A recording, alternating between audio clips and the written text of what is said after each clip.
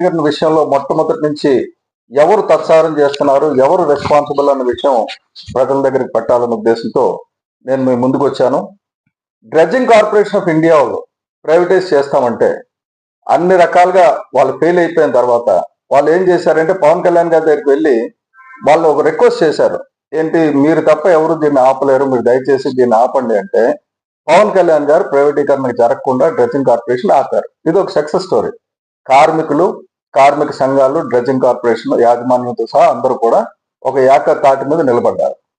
మన steel plant విషయానికి వస్తే స్టీల్ ప్లాంట్ ఎలాగ అమ్మేయాలని చెప్పి చూస్తున్న వాళ్ళు మొట్టమొదట నేను బ్లేమ్ చేస్తున్నది కార్మిక సంఘ నాయకులు.